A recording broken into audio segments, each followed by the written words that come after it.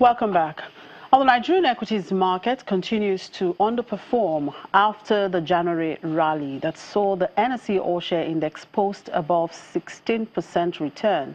Several factors have been adduced for the sustained bearish state of the market, but investors remain worried as the gains of January are gradually being eroded with a current year-to-date return of 2.8%. On the other hand, activities in the fixed income market seems to be gaining momentum, with average yield on treasury bills and bonds progressively tending lower. What is the new big issue that will drive the equities market to the realm of positivity? Or are investors comfortable with the treasury bills and bonds given the inherent minimal risks? I'm now being joined by an investment analyst at Afrinvest Securities, Ayorinde Akinloye, to discuss some of these issues. Hello, thank you very much for joining us, Ayorinde. Thank you. Now, equity investors seem to be losing all hopes in the market with consistent drop in the equities. In fact, this last week, the market shared one of its biggest, weekly loss since the start of the year. Yeah. And one would ask, where lies the hope of the investor? Okay, basically, we've seen in January, we saw the rally, which drove the All-Share Index gaining as high as about 17% in January. Since then, you've seen consistent declines over the past 4 months down to this month in May. The bearish sentiment seems to have been going stronger from month to month. In February, when we saw markets decline a little, we attributed it to some form of price correction in the markets following the rally we saw in December. But later, the price correction that we saw rebounded. We saw markets reverse that trend, and then we saw markets, for about 2 weeks or 3 weeks, did well positively. But then, since then, we've seen the bearish sentiment, become more stronger over the past few months. Particularly, we have seen a lot of major sell-offs in the banking sector, especially last week, where the banking sector lost almost 4% last week, and it was one of the major drags on performance for the market, for the equities market last week. So when we look at where investors can begin to look for hope for the market, we look at the fact that there are a lot of downside risks to the possibility of markets turning the trend, the bearish trend we have seen in the market. But in terms of looking at the possible positives that we can expect investors to look to, number one, we look at expected corporate performance from the companies listed on the stock exchange. So particularly for the banking sector, the industrial sector, and also we're expecting the oil and gas sector to do well on the back of improvements in oil prices. So looking at half-year results and full-year results, we expect that this will be one major source for investors' bullish sentiments and buying interest to receive a boost again. When we also look at the fact that in terms of valuation, our market is very much undervalued when we compare the Nigerian market with all other peers in emerging markets and frontier markets, and also the African peers. Because when we're looking at the market on the side of the price to earnings ratio, we are much more undervalued. As of Friday, we're at about 11.1 times. As a close of market on Friday, 11.1 times. When we look at other markets, like for example, you take the Egyptian markets, for example, they're at about 35 times. When we look at Kenya markets, they're about 13.6 times, and a host of other markets like that. So looking at that, we are still relatively undervalued, which gives room for potential upside. But investor sentiments now requires there needs to be news to drive investor sentiment to take advantage of the valuation. What kind of news would we be watching out for that would drive that positive sentiment? So we'll be looking at investors will be paying attention very much to activities in the developed markets,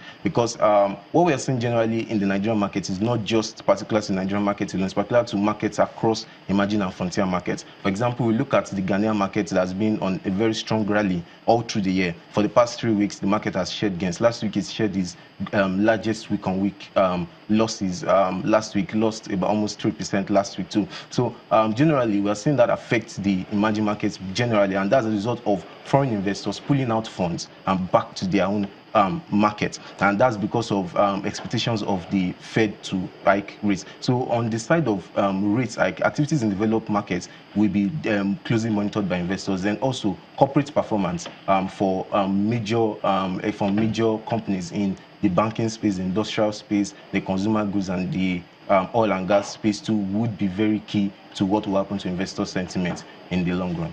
And would you imagine light at the end of the tunnel in the near term?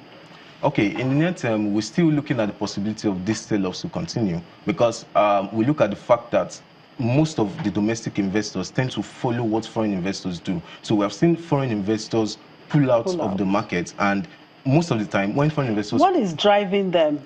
Okay, basically, we're looking at the lot of factors, come together to have actually been responsible for them to decide to leave the market. Number one, when we look at the fact that most of these foreign investors, fund managers, and independent prop traders, we look at the fact that most of them have recorded a lot of gains. When we look at the rally in the market in June, July, we also look at the rally for November, December last year, and then we also look at the rally in January. So we see that most of these investors have actually gained a lot. If you bought into the markets, like say GT Bank, for example, in June, July, you still be up at least like on 50, you still have some 30, 40, 50% gains on your portfolio. So most of these investors are looking at, okay, we are looking at the possibility of the election risk coming up. The political space is eating up now on a weekly basis. And when you also look at the fact that the developed market monetary authorities are looking at increasing rates, which could trickle down to their fixed income instruments, as we have seen U.S. Treasuries also increasing in yields on a weekly basis now for a while. So we are looking at these investors. So these investors are just looking at exiting the market, keep my money safe in Treasuries, where I know that I'm not going to lose anything. There's no fear of any loss of value. So I book my 30-40% gains, and then I keep in Treasuries for the rest of the year. By the end of the year, they would have met their targets, and it would have been defined as a fine year for them. So that's why we are seeing them move out of the market, and we are seeing domestic investors also following. So we might see some But shouldn't the reverse be the case? Okay, yes, the reverse should be the case, because when you see the market, dipping, you see investors wanting to come in to, domestic investors should be able to give the foreign investors the confidence to actually come into the market. Shouldn't it be so? That should be the way the market should be. But we see the Nigerian market as a typical kind of market where the foreign investors determine most of the activities that go on in the market. Over the past few years, we've seen foreign investors' participation being the major driver of whatever goes on in our market, even not just in our market, across emerging markets generally. So whatever they do is what the domestic investors will follow. So we are seeing them selling off, and then we are seeing domestic investors too. They press the panic button. Once the foreign investors are leaving, we also leave. When they buy, when they come back, then we also buy. Yes. So, but we are seeing some. We are still seeing the fact that some investors are still taking up, because as people are selling off, some people are still buying. So we are still seeing domestic investors also taking on as foreign investors are dumping their positions, we are seeing domestic investors taking positions in those stocks too. All right, you did mention, of course, the banking sector experiencing some kind of sell-off. Yes. That was last week, and we know that the banking sector accounts for a significant portion of the market activities. Now, are there fundamental issues to be worried about in this sector? Okay, really, when we look at the Nigerian market as a whole, the banking sector remains usually the most attractive sector for foreign investors. So when they're coming into the Nigerian market, they're looking at how is GT doing, how is Zenith doing, what's the position of Access Bank, UBA, and then a few others in the industrials like Dangote, and then in the consumer goods space too. Okay, so basically those are the common stocks they look at. So coming down to the banking sector, the major fears that we've seen for the banking sector in Nigeria for the past few years now is on the part of non-performing loans, which has become problematic and has made the central bank to take a strong and a strict stance on that for in terms of managing non-performing loans and curbing the rise in the banking sector. So, and also on the part of the capital adequacy ratio of a couple of banks in the Nigerian banking sector is also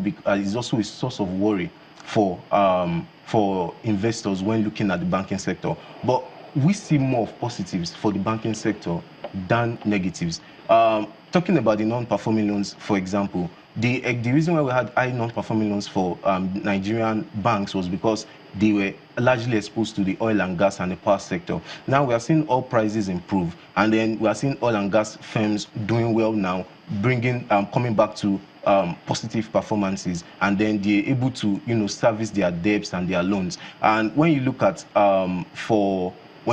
the power sector too, there seem to be improvements also on the parts of in the power sector. So when you're looking at these two factors together, we are seeing that non-performing loans for these banks, we are not expecting a serious spike.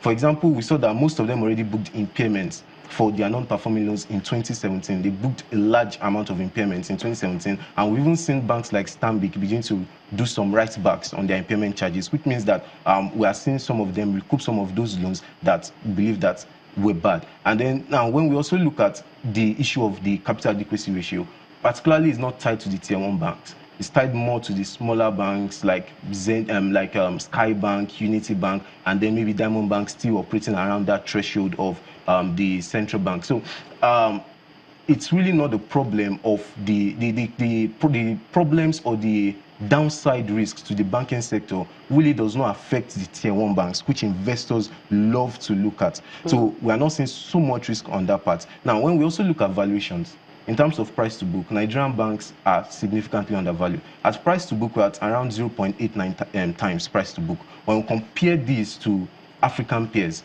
we take the Egyptian markets, for example, is above 2 times. We take the Kenyan markets, they're about 1.6 times price to book. They are the banking sector. When we compare these to the 0.89 times of the Nigerian banking sector, we see that there's a lot of upside opportunities for the banking stocks. We look at return on equity too for the tier 1 banks that investors look at.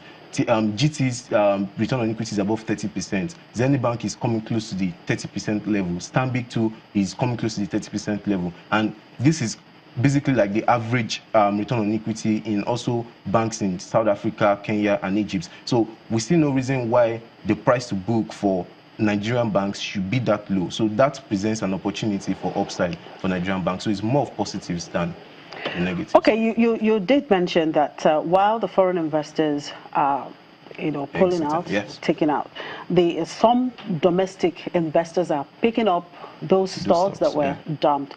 Now, what are these investors seeing differently there?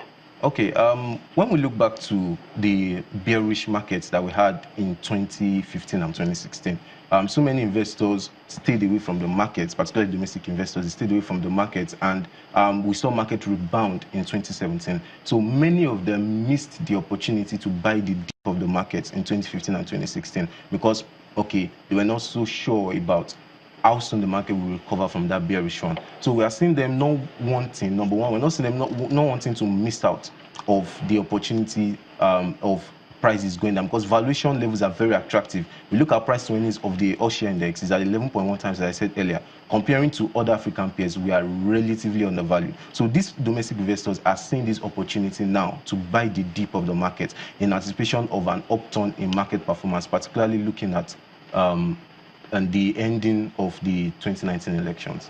Okay, the month is wrapping up and we're going into a new month. So what's your outlook for the equities market in June? Okay, for the equities market, in the long term, we are still positive and bullish on the market. But we expect that for the month of June, we might still see some sell-offs in the early parts of the month.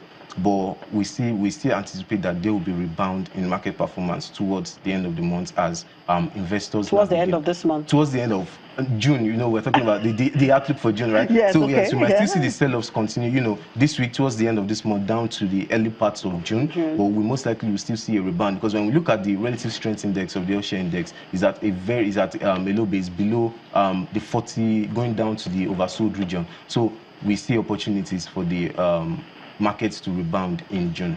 All right, thank you very much for your time, Ayorinde Akinloye, investment analyst with Afrinvest Securities.